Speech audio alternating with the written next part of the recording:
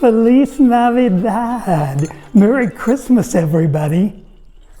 I know what you're thinking. You're thinking, oh, that anachronistic wacko. Christmas was 2 days ago. It's ancient history. Well, Mr. and Miss Know-It-All, do you happen to know that not everybody in the world does Christmas on December 25th? There are some cultures where they open their presents on December 5th. And there are a whole bunch of people in the world that say, no, Christmas doesn't even happen till January 6th. January 6th, where do they get that? Well, since you asked, they say that it took 12 days from the time Jesus was born for the wise guys, the magi, whatever you call them, to get to baby Jesus. So they say Christmas happened on January 6th when the wise men arrived. Well, speaking of those wise men, that brings up a whole can of worms, because are we going to say, yeah, there were three of them? There was Melchior and Balthazar and Casper. And what would Casper be doing at the manger scene anyway?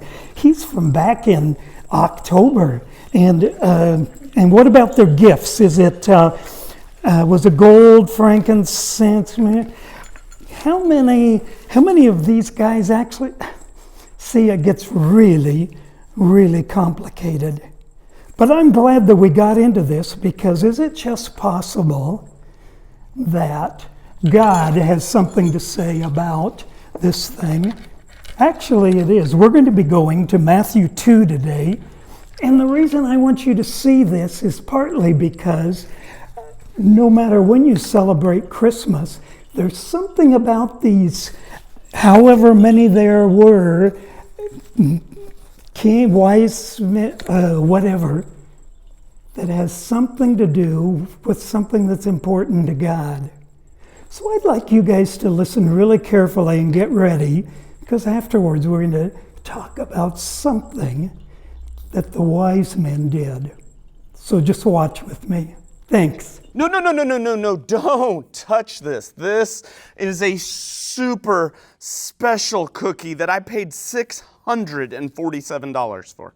You paid $647 for a cookie? Yeah, it was eaten by the LeBron James. Check that out. Yeah, I even have a certificate of authenticity proving that bite was taken by LeBron James. This certificate hereby verifies that this cookie was bitten by LeBron germs? Who's LeBron germs? LeBron.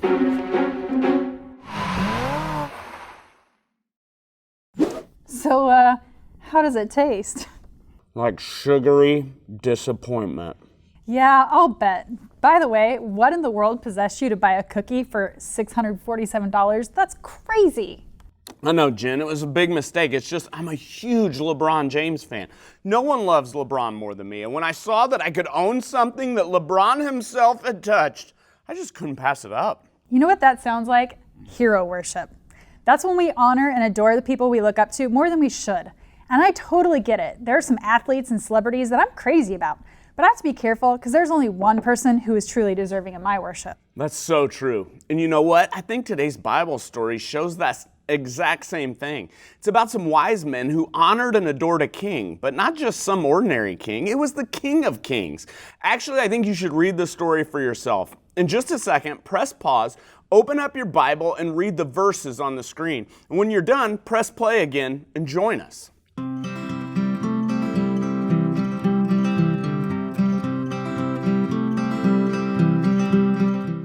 Isn't that amazing?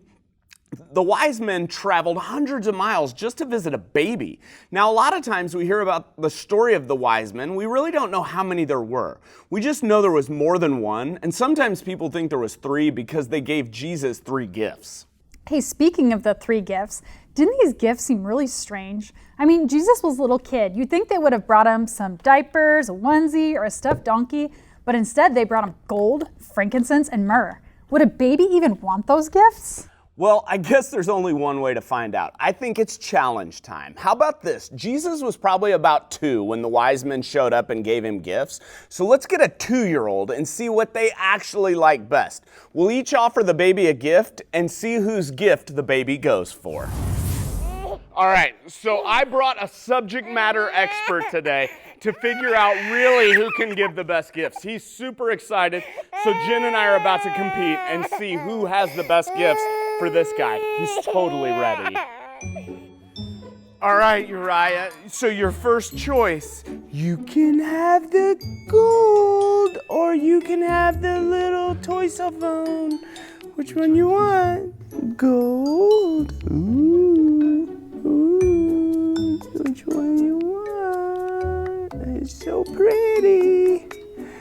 Huh?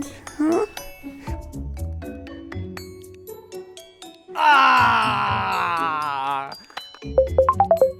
1 point for you, Jennifer, but you know what? Who likes gold anyway? So my next choice, Uriah, this is frankincense. Ooh, do you want some frankincense?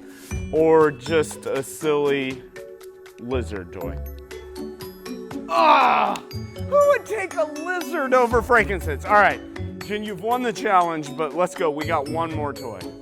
This, Uriah, is myrrh. Can you say myrrh?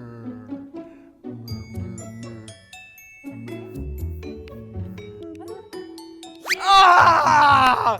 0 for 3! Jen, congrats. Uriah, Nux. Well, I guess that answers our questions. You win the challenge. But babies aren't really that into gold, frankincense, or myrrh. Yeah, no, not at all. Makes me wonder, why in the world would the wise men give them gifts like that to baby Jesus? I mean, were they just really bad gift givers? Great question. It's hard to imagine what a baby would do with gold, frankincense, and myrrh. They can't play with it or sleep with it or eat it. But you know, when you know more about these gifts, it makes sense and it tells you something really cool about Jesus. So check this out. Gold. It's very valuable. But what it meant was it was a symbol of power and royalty. Frankincense was made from dried tree sap, and when you burned it, it made a sweet smell. People burned it while making sacrifices to God. And myrrh was also made from tree sap, but it was a spice that could be used as pain medicine, but it was also used to prepare bodies when people died and were going to be buried. The wise men gave these gifts knowing that Jesus was the King of Kings, a sweet-smelling sacrifice to God who would suffer and die to take away the sins of the world. That's so awesome. Honestly, that helps me understand why those gifts were actually so special. But you know what? There was one more gift the wise men gave Jesus that I think is even more special, and we can read about it in our Bible verse today. Matthew 2:2 says, "Where is the child who has been born to be the King of the Jews? We saw his star when it rose. Now we have come to worship him." You see, the greatest gift that the wise men brought baby Jesus was the gift of worship. Gold, frankincense, and myrrh were gifts that you would give to a king, but worship is a gift that you would give to God. When the wise men bowed down and worshiped baby Jesus, it was their way of saying that Jesus is God. Whoa. I think that brings up a really good question. There's a lot of ways that you can worship Jesus. Remember, worship means that you honor and adore someone. You can honor and adore Jesus in all kinds of ways, like singing, like writing, like drawing, serving others, and even giving. So here's my question. What's your favorite way to worship Jesus and why? Press pause and discuss.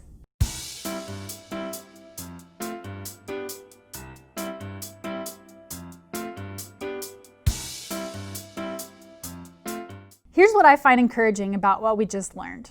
We might not be able to give Jesus gold, frankincense, and myrrh, but we can worship him just like the wise men did.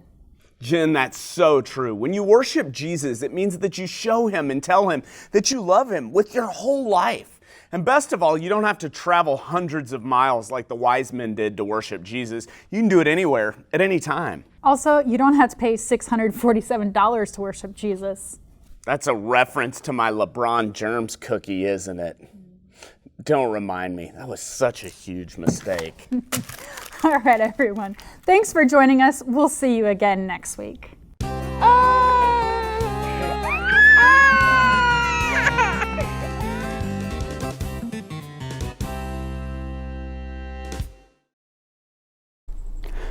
Wow. Those wise men, magi, whatever they were, it's a whole lot different than some of what I hear. You know, it doesn't seem to be the sparkly stuff and all this holiday hoo-ha. It just, when they came, it said they came and they worshiped.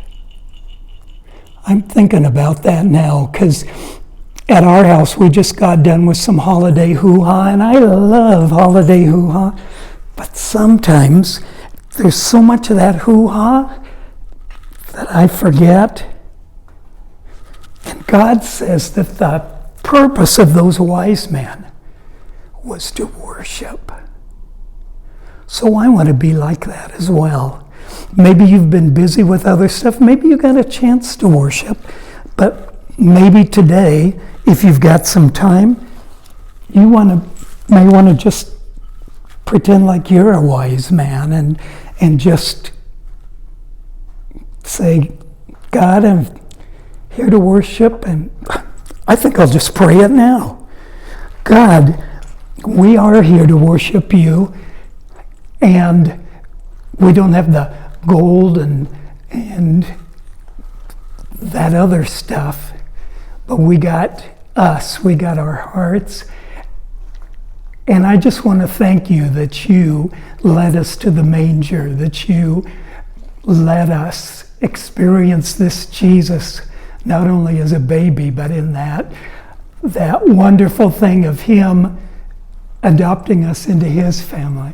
So thank you, God, and we worship you. Amen. All right. Happy New Year, guys. Hello, Grace kids. Time for a weekly quiet time. Hope you had a great Christmas and got your mom real good presents. So let's start by reading it. It says, read Matthew 2, 1 to 12. Draw a picture of the story or write to God about your favorite part of the story. Tell him why you liked it. I'm going to read verse 2, verse 8, and verse 11. Verse 2, the wise men are talking. We came to worship him. And here it tells the wise men, when you find him, then I can come and worship him also. And verse 11, my favorite verse here. Then the wise men found Jesus. They bowed down and worshiped the child. They opened their gifts they had brought for him. So we have two kinds of worship here. Herod's false worship and the wise men's true worship. And they gave gifts. And so my question to you is, how do you worship Jesus? The next part was draw it. Imagine you are worshiping Jesus at the manger. Draw a picture of it. So I found me a manger scene, and here's me, Teacher Joe, bowing down and worship like the wise men did. And then journal it. There are lots of ways to worship Jesus. You can sing, draw, write, read the Bible, or help people. What's your favorite way to worship and why? Write about it. My favorite way to worship is when I can listen to the beach, listen to the waves. This reminds me of God's faithfulness as the waves always come back to the shore. It also reminds me of God's power when I see the waves, hear the waves splash against the rocks. Then pray it. Write a prayer to Jesus and tell him why he's the best king ever. Here's a poem I wrote. It's kind of corny, but it's a poem, okay? Jesus is the best king ever because he loves each one, because he is so clever, because he's God's son, because he will forsake us never, because to him we can always run. So I hope you had a good week, good Christmas, and again, save your papers. We're going to line our walls with our tickle papers when we get back to class. So hope you have a good New Year's, and I'll see you soon. Bye.